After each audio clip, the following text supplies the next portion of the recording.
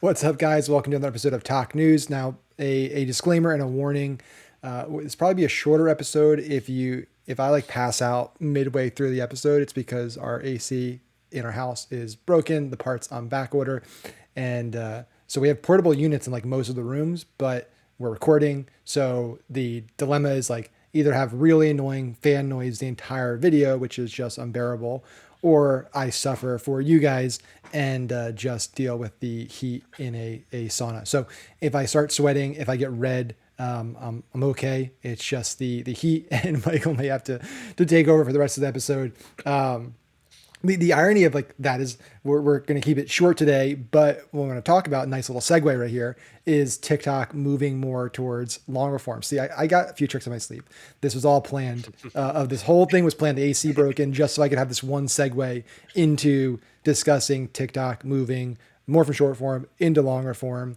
We're going to talk about a few new updates to the platform, starting with the TikTok series and how this is like a big push for TikTok, going from just focusing on 15, 30-second videos to how do we get creators to make like full length courses, like longer form videos that people are going to watch for a prolonged period of time. So let's just jump right in there. I can obviously explain, like we can talk about the TikTok series itself, but before we do that, if you want to talk about just like on the organic side, short form, long form, I know you've been talking about it for a while, of that trend, and are pretty bullish on it.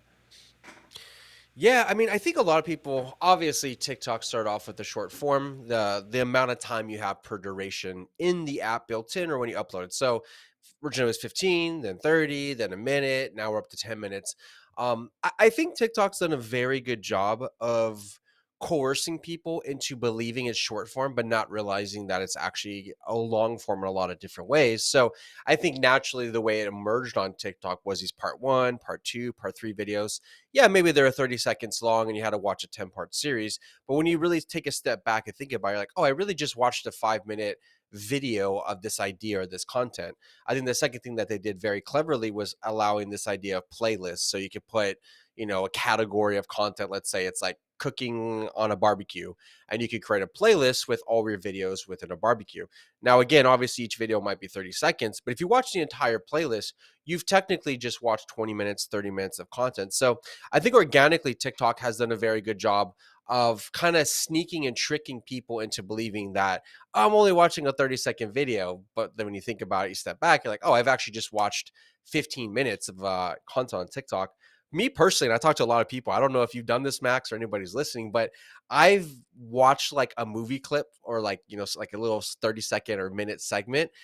And I realize I'm like, I've just watched half a movie because I'll go watch part one all the way up to part 85, not realizing like, dude, you just watched Interstellar on TikTok. So, go ahead. Sorry, I seen you on mute real quick.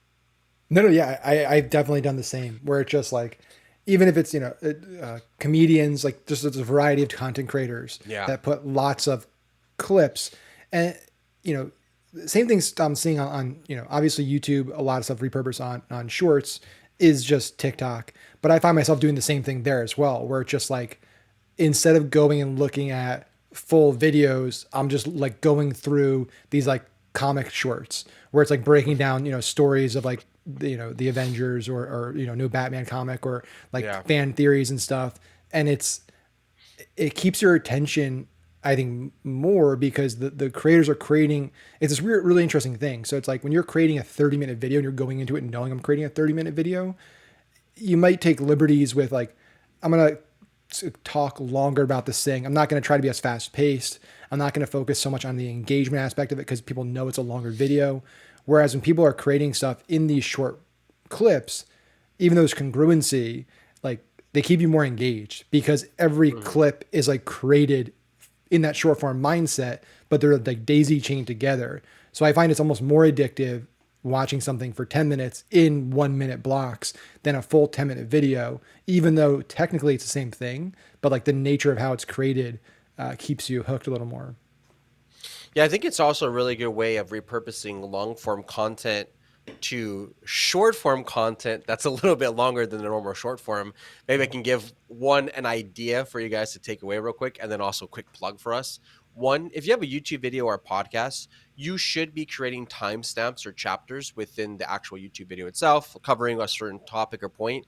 if you do that, let's say your video is 5 minutes, you got 5 chapters or, timestamps of, whatever you're talking about that subject, you could just take those chapter clips and just throw it on TikTok and do a 10-part series of the entire video. You didn't really have to do very much. It's a super lazy thing to do, but it works really, really well. And then the quick plug, I think we've kind of announced the YouTube chat GPT prompts that we have for everybody. One of the prompts that we have is you could literally take your YouTube video and auto create chapters. It's great for your ranking. But now you can take those chapter segments, like, okay, now cut those into small clips, upload them on TikTok. Now I got a 10-part clip. And if maybe we can segue into the creator series, it's probably a great way to create a quick little Yeah. playlist creator series where you're like, I just took my 2-hour podcast, broke it down to 50 clips, 3 minutes each, just using the timestamps from YouTube. And now you have like, worthwhile, interesting content. But yeah, just really quickly, I think this is just, it might come out, it might seem like it's coming out of nowhere, this creator series and what they're offering and the time duration, but I really, really truly believe that if most people actually accurately track their information, they would see that on average they're probably not watching 30 seconds of their favorite creator. They're probably watching 5-10 minutes, because like we just said, you're binging multiple parts of content, or the video is just 3 minutes long. You watch two of those, that's a 6-minute video technically, or 6 minutes spent. So yeah, I think this is actually going to do pretty well, so long as they do a good rollout and they can kind of prioritize creators to not go to Patreon or Facebook groups or something like that to kind of nurture the community. It's also a death note towards YouTube in some sense. Obviously, YouTube's still king, but I would imagine there might be a lot of TikTok creators like, I'm getting the same payment here and there, so maybe I'll just kind of keep it in the wheelhouse of TikTok. But yeah, I don't know if you Yeah. want to kind of break down what it is and all that good stuff first. Yeah, so basically, I mean, it's still super bare bones. Like the back end right now, you can only do on desktop, setting it up, and it's like really, I mean, like very, very version 1.0. It's invite only right now for a select group of creators, and essentially what TikTok's allowing you to do is it's basically playlists, but they're playlists that are designed to be kind of courses that you can then monetize directly in the app. So you can basically paywall content. So let's say you're a chef and you want to sell, hey, here's my top recipes. I'm going to show you step by step how to do like a full 5-course meal, right? And you could put a $2 price tag on it, a $100 price tag, on a $200 price tag, and then you can link it in your videos. So you can actually just post TikTok, add a link direct to the playlist. You can do a little preview, a little trailer, or just like the first video, and say, hey, if you want to watch the full recipe, click here. Direct an app you could purchase, then you get access to the full thing. They're saying it's 80 videos max, 20 minutes per video, which is pretty wild, like how much volume of content they're giving you per playlist. And then you can also integrate into your lives and also on your profile. So if you want to sell these, you have like kind of a button link on your TikTok profile people can click into and kind of view your series, your courses. I think like what we're seeing happening right now is really a race by YouTube, Meta, TikTok to figure out how can we make creators the most amount of money? Like how can we give creators the most options to make the most money? Because that's really the name of the game. It's like get creators, because all three of them get creators eyeballs and get them engagement, right? So it's like they all have massive amount of users. What the big creators and people that are up and comers are looking for is like, what platform am I going to invest in that can actually make me a full-time living and make me a lot of money? Now, not every creator really, that's not their driving force, but a lot of people do care about it. I think they're figuring out like these, creator funds and these types of things just aren't cutting it. There's just not enough money there. And the way it's structured financially just isn't appealing to people. So especially it's like you could have a hyper loyal, engaged audience. You could be teaching and creating content for really valuable things. In a traditional model where it's like a rev share on ad spend or a creator fund based on views, you don't make that much money. But something like this, you could make a lot more money because the percent of your viewers that are actually like hyper loyal and want to learn more, you're going to make more this way because they can buy the things. There's a paywall. So I think it's a great move.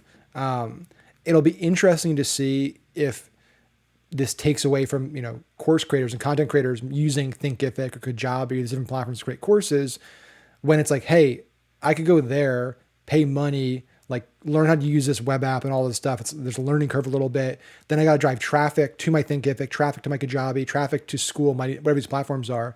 Or I can just shoot directly in TikTok, upload videos in TikTok, do it all in here, accept money in TikTok. Like the ease of use is significantly higher.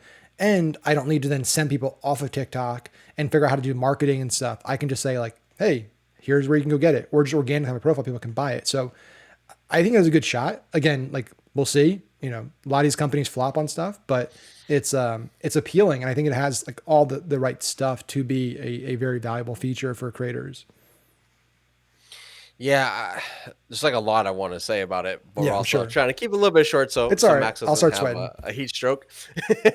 If you see him take a hat off or an article of clothing, don't worry, he's fine. Yeah, just you get like a cold compress on your neck. Um, yeah, a lot of things I want to say. I'll try to keep it short though. I think a couple things that's interesting to me is one, this already exists on Douyin. Again, this is the Chinese version of TikTok, came out first. Most of the features that are on the Chinese version Douyin usually come to TikTok later on after they tested and fine tuned it and refined it and all that stuff. So, TikTok's not really guessing at a lot of these things. They're just kind of taking the same process they did before, copying and pasting, seeing what works in the West compared to the East, and iterating from there. So, the idea of like, will this work? Can it work? It does. It already has happened. Obviously, consumers a little bit different from the East versus the West. Maybe to give you guys just kind of like an idea of what that looks like. On the Chinese app, what they did is they kind of have like just imagine like a TV show or a movie premiere within the app that's like paywalled. So they sometimes have original creators within the app. If they are, actors or artists or something like that, they kind of pay them to create like an original show that they can then, promote and do that. So imagine right now if you have your favorite TikTok creator, like let's say Keith, the guy who does like food reviews, maybe you actually would love to see behind the scenes and how he approaches people, his family life. I honestly would probably pay $5 just to see that. I'm just genuinely curious, just because TikTok's a little bit, you don't get to see too much of the personal side of like the intimate aspects of their day-to-day experience, like, maybe you would on Instagram or YouTube and stuff. So in that ways on Douyin, they allow creators to kind of create their own shows and original programming. And they also do partnerships with big companies. So it's like, hey, Stranger Things, do a premiere here on TikTok. We'll charge them, you take a cut, etc. Um, I think another thing I want to mention too is I think it's a very interesting tactic. I don't know if it's going to play out in the long run, to be honest, but I think it's an interesting way to create your own influencers and your own creators within the app and keep them in the app, kind of similar to what YouTube did with YouTubers and when they had YouTube Red and YouTube Originals, like that. They kind of were able to create their own homegrown brands and companies like that, which you could argue if you think about it. Mr. Beast, KSI, Logan Paul, like Joe Rogan, these people are able to have this massive company all of a sudden. And yeah, obviously they're all their own independent companies, people, but most people still think of them as like, oh, they came from YouTube. They're YouTube creators, which, is a nice way for TikTok to technically, or in the sense YouTube, to be like, oh, it's our talent. It's not from Hollywood. It's not from an industry plant. You've seen them go from, point A to Z or whatever. So I think that's really, really interesting, just seeing them maybe kind of trying to compete in that way. And then one quick last thing I'll say, and I'll hand it over to you, Max, is most people don't even know Snapchat Spotlight exists. Snapchat, in my opinion, actually pays the most out of all the creator platforms, including YouTube. Now, obviously, getting into the Spotlight is a little bit tricky. I'm not going to explain that. You can go Google that, obviously, and check it out. But essentially, people are getting paid to post on Snapchat, just post snaps daily. A lot of creators are getting $30,000 to $40,000 a day just from posting their stories. Now, obviously, TikTok's a very, very different from Snapchat, but I'm also wondering, in some sense, if they've noticed that, or if they're trying to recognize, like, hey, maybe we need to kind of be on the defense a little bit. Why make them go to Snapchat when they could do it here? Maybe they, poured over some ideas from Snapchat. So I think it's just really interesting. And to your point, they got to start paying creators. I mean, Facebook and Instagram, I don't understand. They completely killed off the Reels bonus. I don't know why. Personally, why would you build on Instagram right now? You don't get paid, you don't get distribution, you don't go viral, you can't reach your own community that you've grown following wise. So it's like, this might be kind of a unique area for TikTok to be like, hey, we're short form and we can pay and we will pay and help you out, while Meta kind of, takes a step back of like, hey, just hopefully Yeah, you'll stay. I agree. I think at this point it's two company race. I think it's YouTube, TikTok when it comes to like creators. I just it's like Meta, like I do Instagram and I use Instagram because like the audience is still there. So from an organic perspective, like it's for me, it's I'm not creating there because I'm making money from the actual content itself, like getting comp there. I'm doing it because it keeps influence and authority, which drives, leads to our business and things like that. But like a lot of content creators don't have businesses. They don't have offers and all that stuff, right? They don't do services. So like they need to be comp for content. And when it comes to that, yeah, I think, YouTube and TikTok are doing the most stuff in there, unless they're, maybe there's some stuff behind the scenes. I think, again, this is just a little tangent here. The mistake I think Meta made, and they're probably realizing now based on just the continued layoffs they're doing, another 4,000, I think, layoffs right now.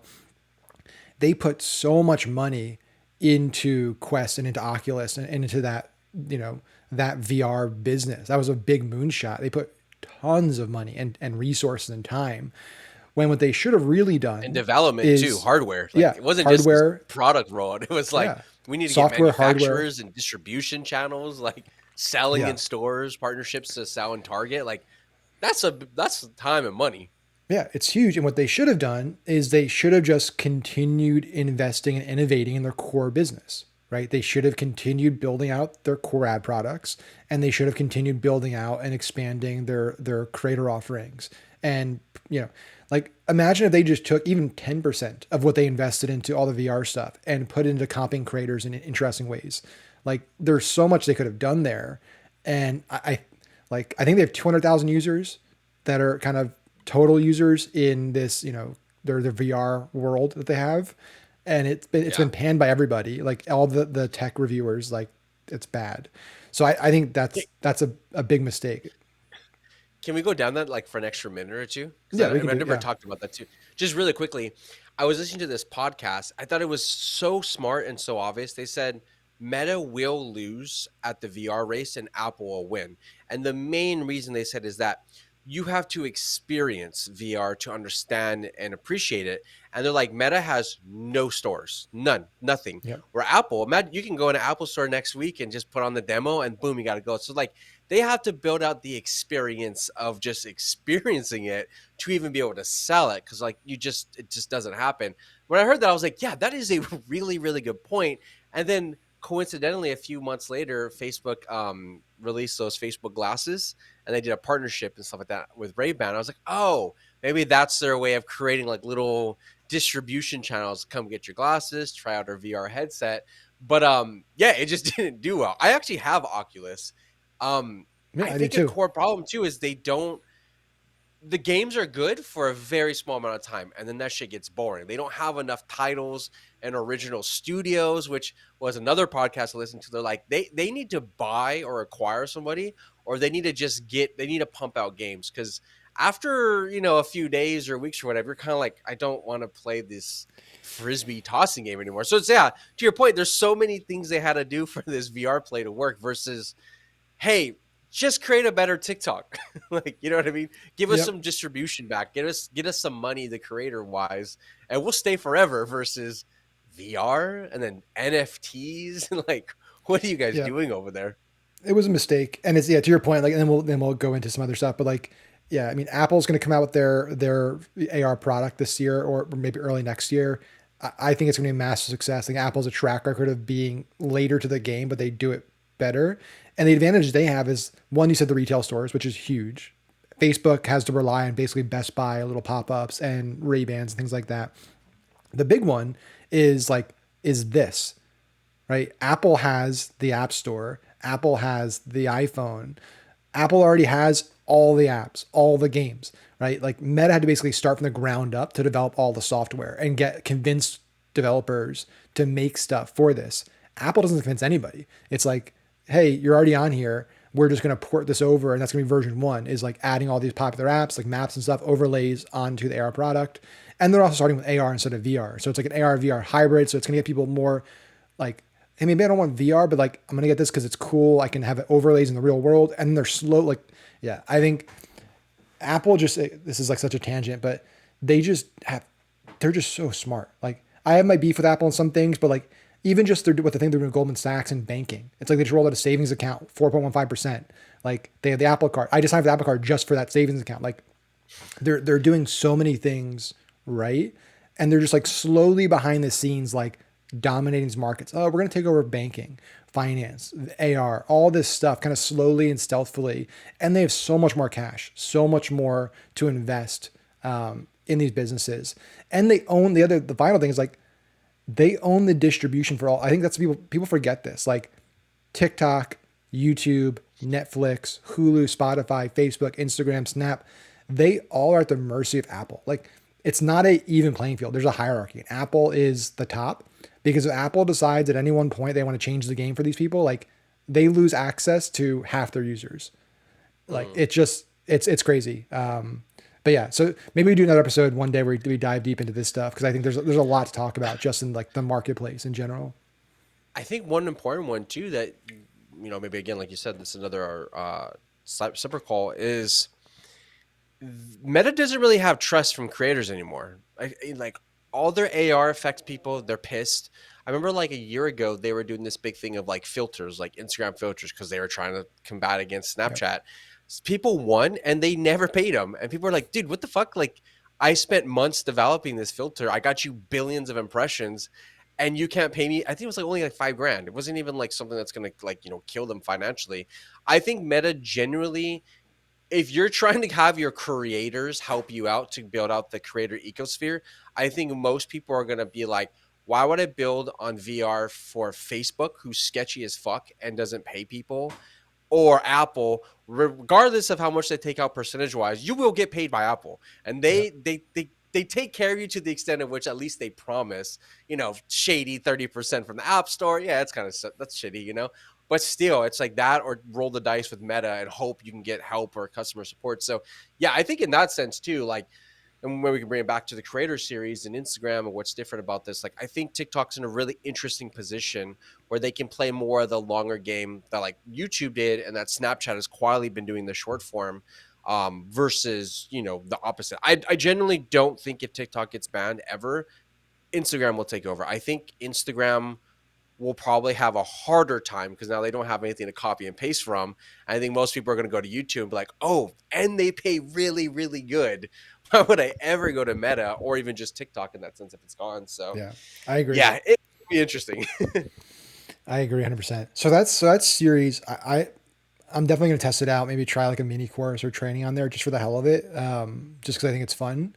And then there's another Yeah. thing that's interesting, kind of talking about innovating on comp models for creators. On the ad side, they're rolling out a beta on this kind of creative challenge where if you're a creator with over 50,000 followers, you can basically work with big companies and brands on the ad side and create ad creative for them that then that brand can use directly in their ads manager. So you basically, hey, here's the brief. You create the video for them. That brand now has that video available when they go to create an ad, just like a Spark ad or anything, and they can use it and it's attributed back to you and you get a piece of the spend.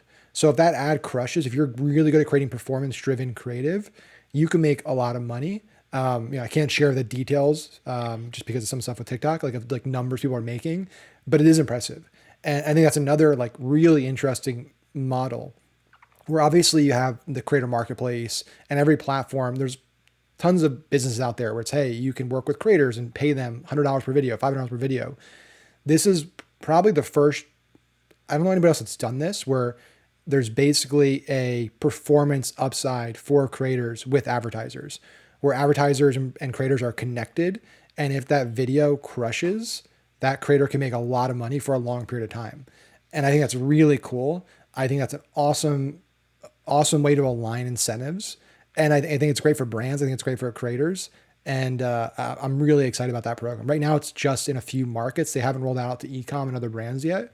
It's really gaming to start, but I think that's going to be a big program. Like I'm really excited for that one. Yeah, maybe some like future things I can go down real quick that might be kind of interesting just to think about for everybody here.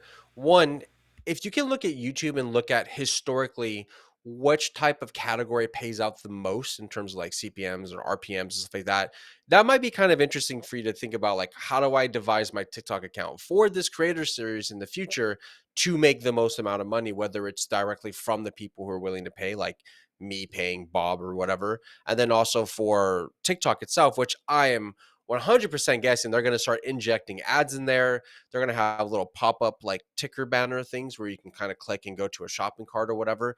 It might be interesting for you now to look through YouTube and just at least start to see like which ones paid the most, which ones do people subscribe or join communities. And if that is, you already have that account, maybe also just thinking about brainstorming a little bit, like what type of content can I create for the creator series that people would want to sign up for.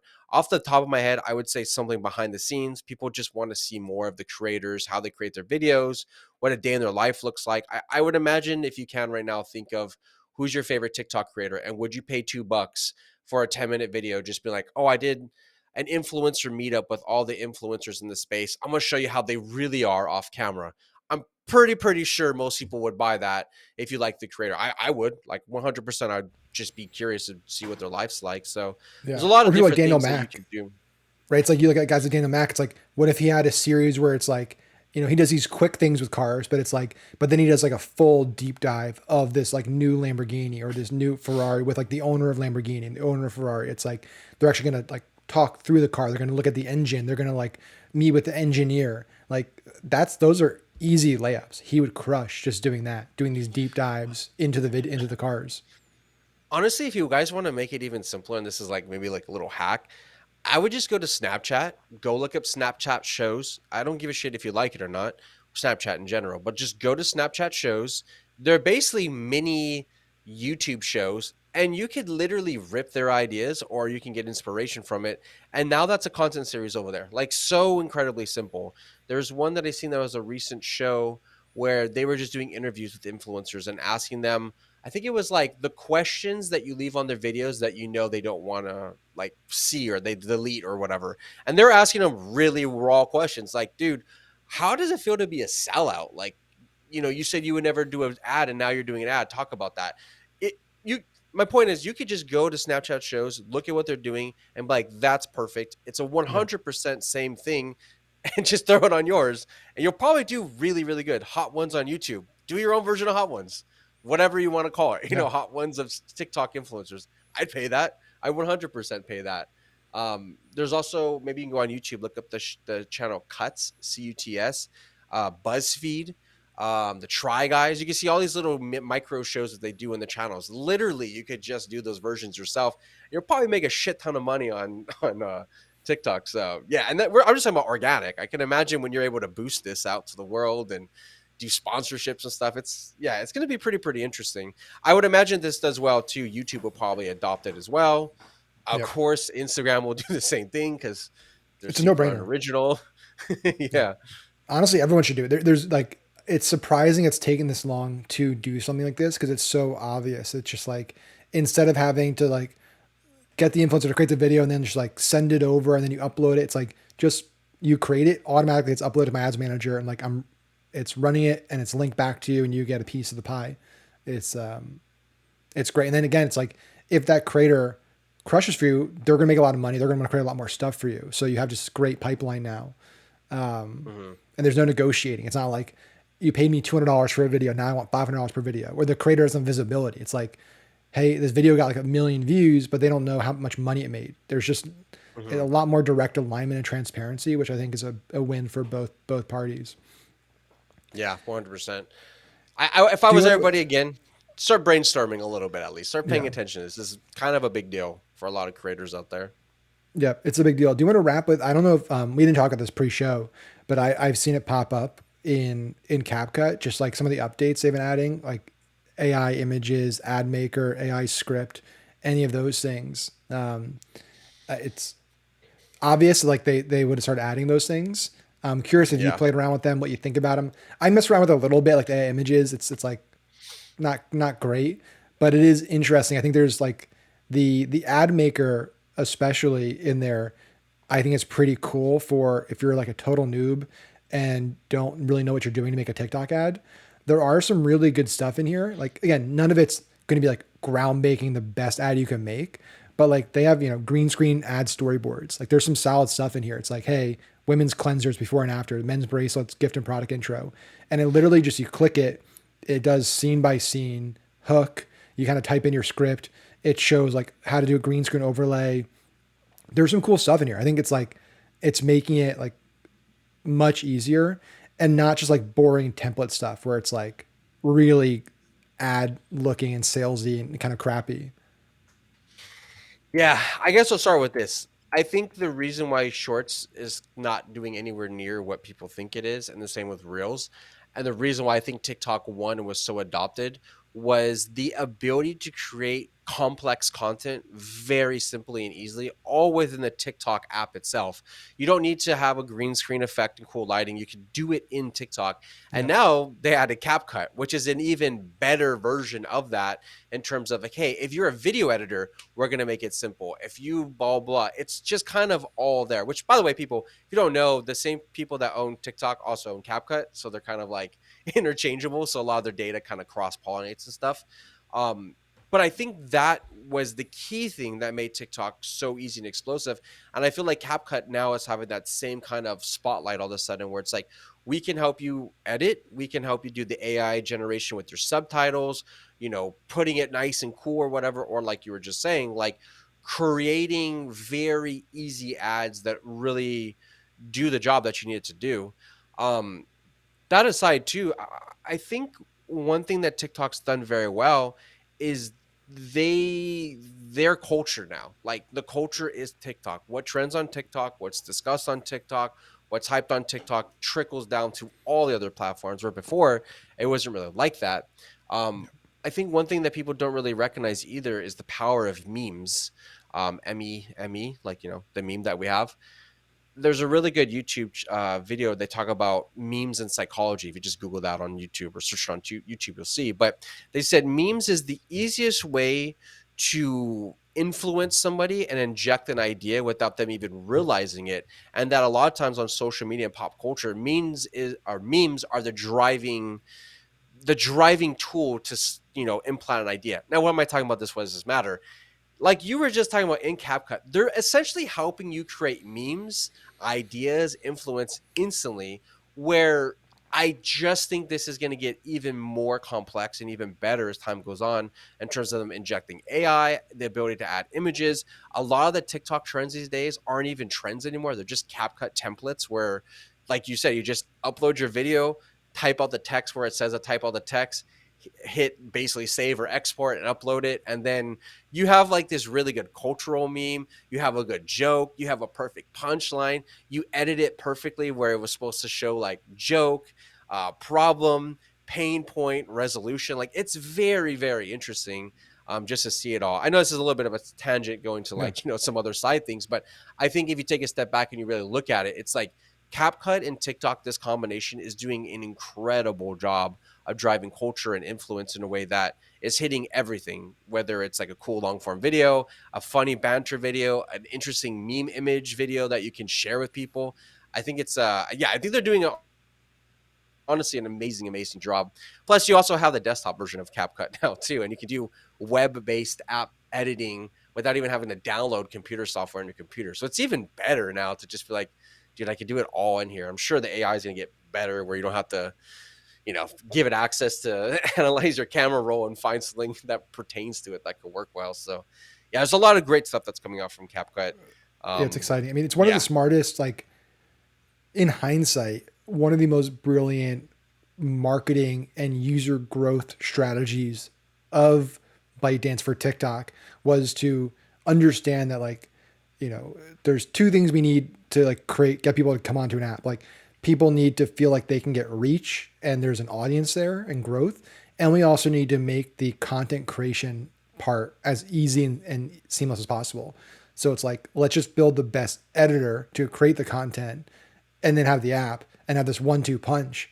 And like that's the struggle everyone has with other apps, like on Shorts or Reels. Is like the editor just isn't that great in there. That's why like Instagram, even like people YouTube. hate the fact. Yeah, exactly. So it's people hate like on Instagram. It's just like getting penalized if you use CapCut or use other apps. They want you to use their app editor, but like their app editor sucks. It's not. It's not even close. Like it's not apple. It's not even apples to oranges. It's like apples to some random grain. Like it's like different class of food altogether. It's just like not good. Not good at all. Yeah, I mean, I think a lot of people, I laugh at it when people are like, YouTube Shorts is crushing it. YouTube Shorts is going to take over. TikTok gets banned. I'm like, one, most of the shorts content from YouTube is just reposted clips of long form content, which you can enjoy that if you want. It's not really that interesting, and that's predicated on existing YouTube creators and accounts. It's not really inspiring you to be like, dude, I'm gonna go make a movie fan account about Star Wars. Like, it's just not really going to Yeah. be inspirational. I think the second part of that too is that it's still hard. There's no in-app built features. I think if I want to take it to that next level too, having a cool in-app editor like CapCut is great, but TikTok has features where you can kind of cross-pollinate and create content without doing much. So an example is like the video stitch. I could find some mom yelling at a kid or something, and I could stitch a video as a educator of, children, and be like, hey, if you're yelling at your kids like this, like, you didn't really realize, like, you've just created really brilliant, good, vibrant content. Where on YouTube, Instagram, I'm just gonna laugh at, like, these things don't even really exist. So adding those components with a beautiful, brilliant CapCut thing, I'm like, YouTube, you're just a glorified reposter of content. Nobody's creating organically within the app. I would imagine most people will try to go to YouTube, but they're going to be very quickly like, dude, this is complicating. Like, I got to go download Adobe Premiere and like shoot long form. I don't have lights. I don't have a green screen. I don't know how to color key it out. Or on TikTok, you just go like this and everything's there. It can beautify your skin. It can brighten up the lighting. It can put a green screen behind you. You can put music. CapCut will give you like little timestamps on when to cut and edit, add subtitles. Try doing that on YouTube right now. That's like a 5 to 6 hour job. On CapCut and TikTok, it's what, maybe 2-3 minutes after you shot the video, whatever time that takes, like minutes versus hours. So yeah, really brilliant rollout strategy for them. Shorts, Instagram, you're gonna have to step it up a little bit. Yep. So we'll see. We'll see what happens there, but we'll wrap it here before I dive heat stroke. But I think I made it longer than I thought I'd make it. I thought I'd make it maybe 25 minutes top. So 36 minutes without sweating too much. So just like a glisten, just a little glisten on the skin. Little shine. Yeah, just a little shine. But as always, guys, appreciate you hanging out with us. Appreciate listening today. Make sure to like, follow, subscribe for all future episodes, and we will see you next week on next episode of Talk News. Later, guys. See you later.